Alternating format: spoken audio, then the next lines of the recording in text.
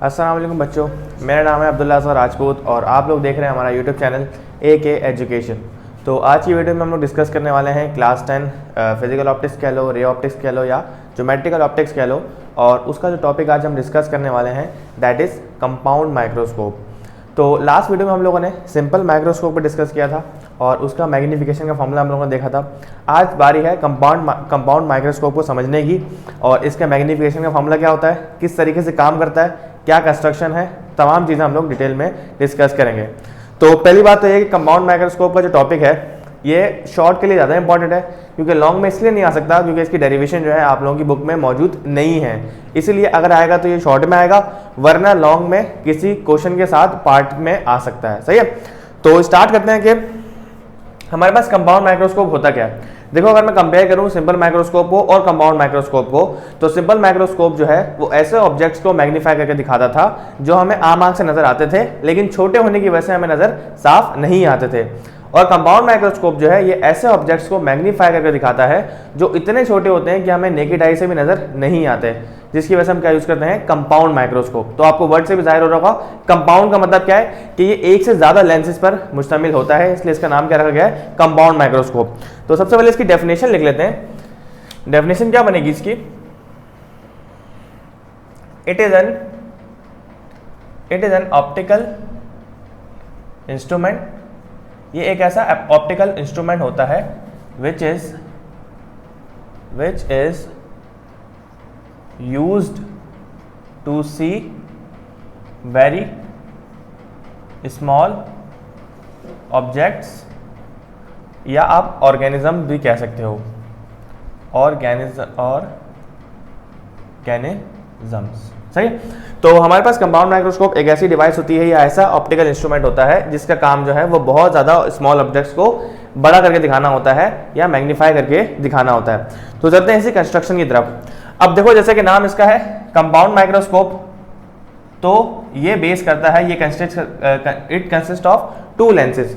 ये दो लेंसेज से मिलकर बना होता है, एक का नाम होता है ऑब्जेक्टिव, एक का नाम होता है आईपीस। तो ऑब्जेक्टिव क्या होता है, आईपीस क्या होता है, हम सब डिटेल में समझेंगे। तो यहां पर मैं लिख देता हूं कि it consist of two convex lenses. तो ये दो कॉन्वेक्स लेंसेज से मिलकर बना हुआ होता है। एक का नाम होता है हमारे पास objective, number one is objective, और नंबर टू जो है, मुझे इसकी डिटेल भी लिखनी है तो यहां पे लिख देते हैं, नंबर टू जो है वो होता है मेरे पास आई पीस। सही है, तो एक लेंस है ऑब्जेक्टिव, एक लेंस है आई पीस। अच्छा, ऑब्जेक्टिव का नाम ऑब्जेक्टिव क्यों रखा गया है, क्योंकि ये ऑब्जेक्ट के पास पड़ा हुआ होता है। सही है, कंपाउंड माइक्रोस्कोप आपने देखा भी होगा कि लैब वगैरह में बड़ा सा लेंस होता है, तो एक होता है उसमें दो लेंस लगे हुए होते हैं, एक ऑब्जेक्टिव एक आई पीस। ऑब्जेक्टिव ऑब्जेक्ट के पास होता है और आई पीस हमारी आंख के पास होता है। सही है, अब इसका काम किस तरीके से होता है, क्या रे डायग्राम है वो बनाते हैं। तो ये आ गया हमारे पास प्रिंसिपल एक्सिस। अब मेरे पास ना दो लेंसेज होंगे, एक होता है थोड़ा छोटा और एक होगा कंपेरेबल, इससे थोड़ा सा बड़ा होता है। सही है, अब ये बड़ा वाला जो होता है ये इससे बड़ा इसलिए होता है, देखो ये छोटा इसलिए क्योंकि इसकी जो फोकल लेंथ होती है वो क्या होती है, कम होती है, तो इसकी ऑप्टिकल पावर जो है, जो पावर ऑफ लेंस है वो ज्यादा होती है। क्योंकि ऑब्जेक्ट बहुत छोटे होते हैं तो लाइट रेज बहुत ज्यादा कैच ना करे, फोकस करने के लिए हम क्या करते हैं, छोटा लेंस यूज करते हैं, और ये बड़ा लेंस होता है तो इसकी फोकल लेंथ क्या होती है, ज्यादा होती है, इसकी फोकल लेंथ क्या होती है, कम होती है। तो ये भी हम पॉइंट में लिखेंगे कि जो ऑब्जेक्टिव की फोकल लेंथ है वो क्या होती है, आई पीस से कम होती है। सही है, तो यहां लिख देते हैं कि ऑब्जेक्टिव, पहली बात तो प्लेस कहां होता है, अभी बताया मैंने, ऑब्जेक्टिव प्लेस होता है नियर द ऑब्जेक्ट और आई पीस प्लेस होता है near the ice.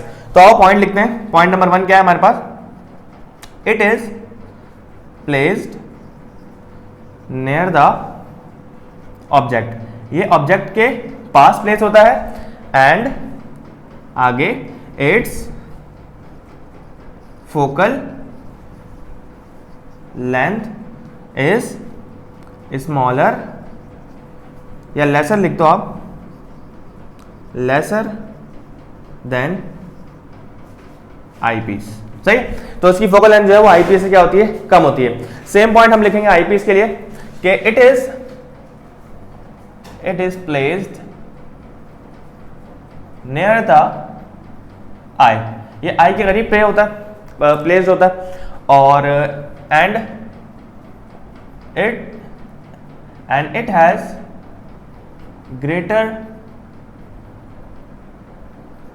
greater focal length than objective। तो इसकी फोकल लेंथ जो है वो ऑब्जेक्टिव के मुकाबले में ज्यादा होती है। अब चलते हैं इसकी रे डायग्राम की तरफ, किस तरीके से काम किस तरीके से करता है, सही है। फिर हम इसकी वर्किंग भी यहाँ पे लिख देंगे, तो आपके लिए शॉर्ट के लिए एक अच्छा सा टॉपिक तैयार हो जाएगा। अब देखो ये जो लेंस है मेरे पास, ये क्या है, दिस इज ऑब्जेक्टिव लेंस, ये क्या है, ऑब्जेक्टिव, सही है, बाद में नाम मिटा दूंगा मैं। और दिस इज आई पीस, ये है आई पीस। तो ऑब्जेक्टिव मैंने आपको बता दिया कि ये ऑब्जेक्ट के पास पड़ा होगा, आई पीस आंख के पास पड़ा होगा, ये इसका ऑप्टिकल सेंटर, दिस इज ओ, ये इसका ऑप्टिकल सेंटर, दिस इज ओ। अब वैसे तो मैंने बहुत पास बनाए, सही है, थोड़ा हम इसको दूर भी बना सकते हैं ताकि हमें जगह थोड़ी ज्यादा मिल जाए। खैर, तो ये छोटा लेंथ है ना, तो इसकी जो फोकल लेंथ होगी वो भी छोटी होगी, तो ये इसका फोकस है, सही है। और सपोज कर लो कि ये रहा इसका फोकस, सही है। हमें पता है कि दो फोकस होते हैं, एक फर्स्ट फोकस होता है और एक सेकंड फोकस होता है। आप इसको एफ और इसको एफ डैश भी कह सकते हो, सही है। अच्छा, अब उसका ड्रॉ करते हैं। अब देखो इसकी फोकल लेंथ ज्यादा है, तो इसका जो फोकस है ना वो इसकी फोकल लेंथ के अंदर आ रहा होगा, सही है।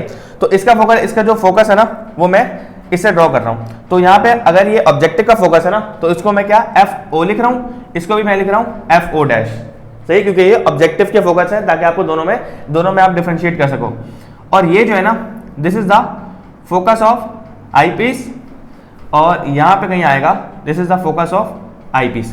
तो आप देख सकते हो कि ऑब्जेक्ट आई पीस का जो फोकस है वो ऑब्जेक्टिव फोकल लेंथ फोकस के अंदर आ रहा है, यानी कि इसका जो फोकस है वो उसके अंदर आ रहा है, सही है, क्योंकि इसकी फोकल लेंथ ज्यादा है। तो देखो यहां से लेकर यहां तक डिस्टेंस ज्यादा होगा और ये डिस्टेंस क्या होगा, कम होगा। तो इसलिए मैंने कहा था कि आई पीस की फोकल लेंथ ज्यादा होती है और ऑब्जेक्टिव की फोकल लेंथ क्या होती है, कम होती है। अब देखो करना क्या है, हमने सारा गेम है हमारे पास कि आप इसको समझो कि इसमें रे डायग्राम बनती कैसे। ऑब्जेक्ट को हमने प्लेस करना है एफ के पीछे, फोकस के पीछे प्लेस करना है। अब इसका जवाब क्या है, ये सवाल मैंने क्यों पूछा, और इसका जवाब ये है कि ऑब्जेक्टिव को हम हमेशा प्लेस करते हैं फोकस के पीछे। अगर आपने फोकस के अंदर ही रख दिया ना इसको, तो ये यही इमेज बना देगा। हमें पता है, इससे पहले हम लोगों ने सिंपल माइक्रोस्कोप पढ़ा है, उसमें हमने ये पढ़ा था कि जब भी ऑब्जेक्ट जो है वो फोकस और ऑप्टिकल सेंटर के अंदर पड़ा हुआ होता है, तो उसकी जो वर्चुअल और डायरेक्ट इमेज बनती है, यानी कि इमेज आपको इसी तरफ दे देगा। तो उस लेंस का फायदा क्या है, उसको हटा दो। तो उसको हमने किस लिए सेट किया हुआ है कि हम लोग इमेज बनाएंगे यहां पर, फिर उसी इमेज को ये और मैग्नीफाई करेगा, इसलिए आपको बहुत छोटा सा ऑब्जेक्ट जो आपको आम आंख से नजर भी नहीं आ रहा वो नजर आ जाता है लेंस से, सही है। तो हम लोगों ने प्लेस करना होता है फोकस के पीछे, सही है। यहां पर कहीं सेंटर ऑफ कर्वेचर होगा, लेकिन उसका काम नहीं है।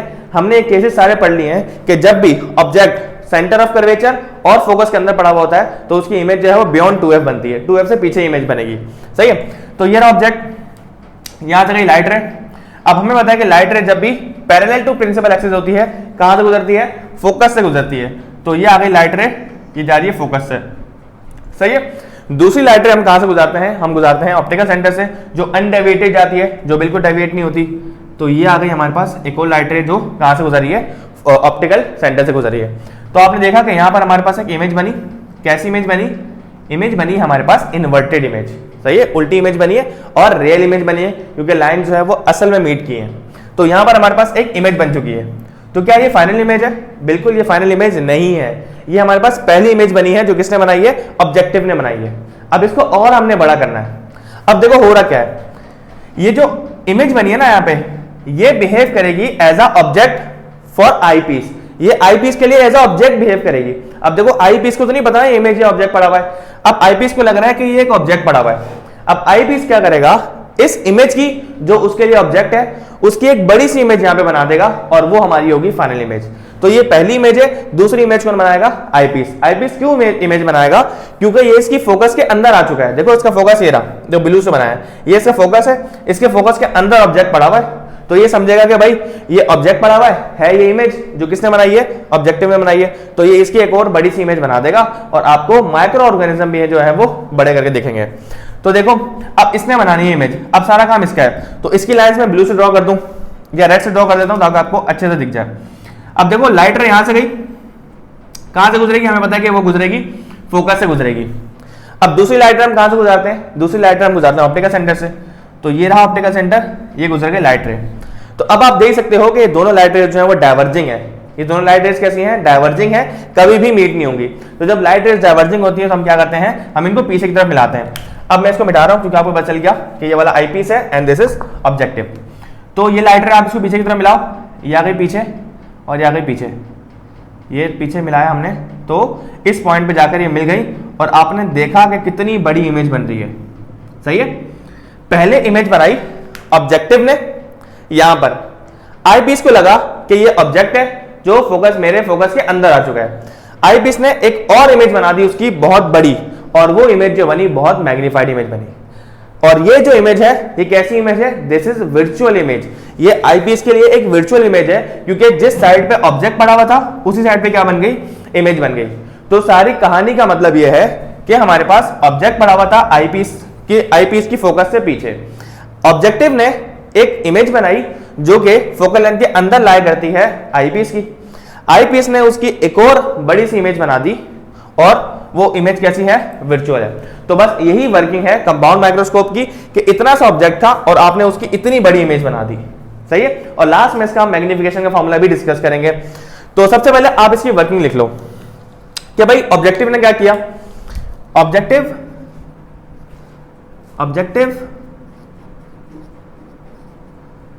फॉर्म्स, ऑब्जेक्टिव कैसी इमेज बनाता है, objective forms a real inverted and magnified image,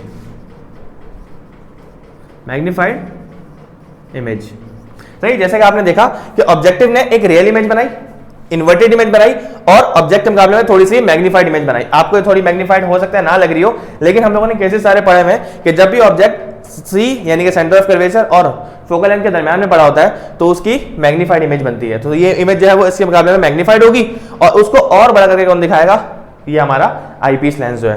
तो हमने क्या लिख दिया यहाँ पे, objective forms are real inverted and magnified image. अब लिखते हैं आईपीस के बारे में। तो हम यहां लिखते हैं कि eyepiece forms a virtual.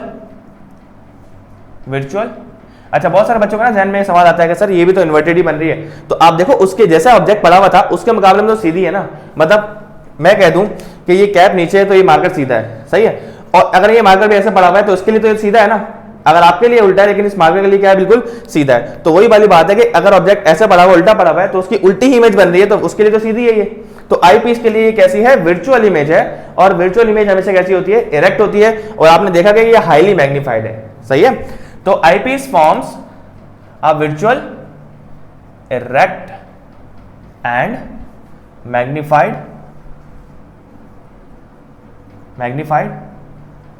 Image, सही है।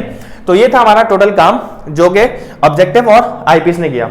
अच्छा, एक चीज जो यहां पर एमसीक्यूज के लिए बहुत इंपॉर्टेंट है वो ये कि ये दोनों लेंसेज जो हैं इनके दरमियान का एक डिस्टेंस होता है, सही है। ऑब्जेक्टिव और आईपीस इन दोनों के दरमियान का जो फासला होता है that distance is denoted by L और इसे हम बोलते हैं लेंथ ऑफ माइक्रोस्कोप। तो अगर आपसे एमसीक्यूज में आ जाए कि what is length of microscope या what is the distance between objective and eyepiece, तो आपने क्या बोलना है, the distance between objective and eyepiece is called length of microscope. यहां पे साइड पे लिख देता हूं मैं, लेंथ ऑफ माइक्रोस्कोप कहा जाता है।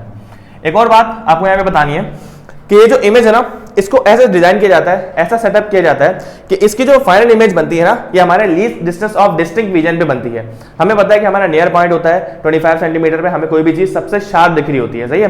तो ये जो इमेज बनाता है ये least distance of distinct vision पर ही बनाता है, जिसकी वजह से हमें जो वो माइक्रो ऑर्गेनिज्म भी है बिल्कुल बड़ा हो गया और शार्प दिख रहा होता है। तो लास्ट चीज जो है जो हमने समझनी है that is the formula for magnification of compound microscope. Magnification, सही है। अच्छा देखो, डेरिवेशन इंक्लूड नहीं है हमारी बुक में, तो मैं यहाँ पे सिर्फ यहाँ पे इसका फार्मूला लिख दूंगा और आपको समझा दूंगा कि फार्मूले में जितने भी फैक्टर्स हैं उनका मतलब क्या है, सही है। तो कंपाउंड माइक्रोस्कोप की जो मैग्निफिकेशन का जनरल फार्मूला होता है that is MO multiply by ME। MO का मतलब है magnification of objective multiply by magnification of eyepiece, सही है। अच्छा, अगर मैं इस पे फोकस करूं ना मैग्निफिकेशन ऑफ आईपीस पे, तो आपको क्या ऐसा नहीं लग रहा कि आईपीस ने वो वाला काम किया जो सिंपल माइक्रोस्कोप करता है? भाई सिंपल माइक्रोस्कोप भी तो यही काम करता है जब ऑब्जेक्ट फोकस और ऑप्टिकल सेंटर के बीच में पड़ा होता है, सही है। With in the focal length पड़ा हुआ होता है, तो उसकी एक वर्चुअल इरेक्ट और मैग्नीफाइड इमेज कौन बनाता है? Simple microscope. तो आपने देखा कि आईपीस ने वो काम किया जो सिंपल माइक्रोस्कोप करता है, तो यानी कि इसकी मैग्निफिकेशन तो वही होगी जो सिंपल माइक्रोस्कोप की होती है। तो यहां पर मैं लिख दूंगा सिंपल माइक्रोस्कोप की मैग्निफिकेशन का फार्मूला, दैट इज 1+d/f। अच्छा, वहां पे सिंबल f आता है, लेकिन यहाँ पे लेंथ की बात हुई आईपीस वाला ना, तो दिस इज fe, तो यहाँ पे लिख दूंगा मैं fe। अच्छा, जो मैग्निफिकेशन ऑफ ऑब्जेक्टिव का फार्मूला होगा वो तो सिंपल लेंस का फार्मूला होता है। जो मैग्निफिकेशन हम फार्मूला पढ़ते हैं, दैट इज मैग्निफिकेशन बराबर होती है q/p, यानी कि image distance divided by object distance. तो आप यहाँ पे लिख दो सिंपल q/p। अच्छा, कुछ बुक्स में आपको लेंथ यहाँ पे l भी लिखा हुआ आता है, तो उसमें आपने कंफ्यूज नहीं होना। अगर आपको डेटा में लेंथ गिवन है तो आप लेंथ वाला फार्मूला भी यूज कर सकते हो, तो आप कंफ्यूज ना हो, मैं आपको बिल्कुल सिंपल फार्मूला लिखवा रहा हूँ, जनरल फार्मूला। तो यहाँ पे आ जाएगा q किसका? ऑब्जेक्ट, q का मतलब होता है इमेज डिस्टेंस, कहां से? ऑब्जेक्टिव से। तो मैं यहाँ पे q0 लिख दूंगा और यहाँ पे लिख दूंगा p0। तो ये है formula magnification of compound microscope का, जिसमें हमारे पास q0 क्या होता है? ये इमेज डिस्टेंस है ऑब्जेक्टिव से, और p0 जो है ये ऑब्जेक्ट डिस्टेंस है ऑब्जेक्टिव से। 1 हमारे पास नंबर है, प्लस का प्लस, d क्या है? d नियर पॉइंट है, least distance of distinct vision, and fe is the focal length of eyepiece, जो कि बड़ी होती है एज कंपेयर टू ऑब्जेक्टिव। तो ये था पूरा टॉपिक हमारा कंपाउंड माइक्रोस्कोप का। आई होप कि आपको अच्छे तरीके से समझ आई होगी। कोई भी क्वेश्चन है, कोई भी क्यूरी है, तो हमें कमेंट सेक्शन में लाजमी बताइएगा। Thank you so much for watching. अल्लाह हाफिज। और आप स्क्रीनशॉट ले सकते हैं।